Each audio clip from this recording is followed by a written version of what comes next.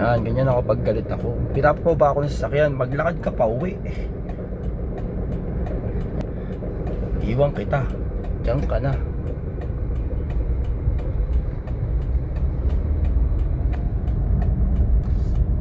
Yan, ganun dapat pag mga mister. Pag galit kayo, iiwan nyo. Babay pag maligalig sa sasakyan. Bumaba ka. Uuwi na ako.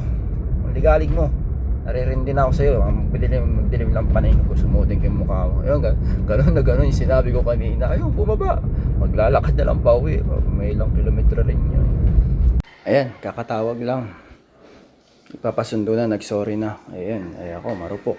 Pinapatawad ko naman. Bagay ka nang tinatanggap naman niya yung pagkakamali niya. Kaya ito, susunduin ko na muna. Bumotor na lang tayo. Huwag tayo magkotse, sayang gasolina.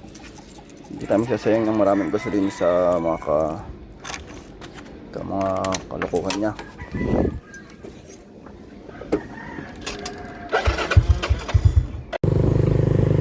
Ayun, ayun na oh. Sukuman din. Saan mong gagalitin ha? Tawa-tawa ka pa dyan. Yung pinapain pa ang ulo ko. Sumakay ka na dito. Napatawad na kita. Sumakay ka na dito, pinapatawad na kita. Sumakay na dito. Sa mga nagsasabing under ako, under. Pag galit ako, pinaglalakad ko. Hindi ko sinasakay. Kaya muwi kang lakad. Bakit?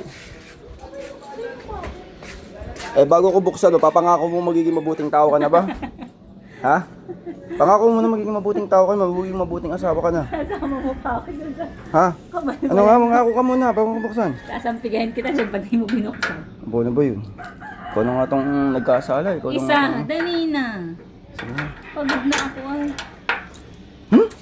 Galitin mo ako eh.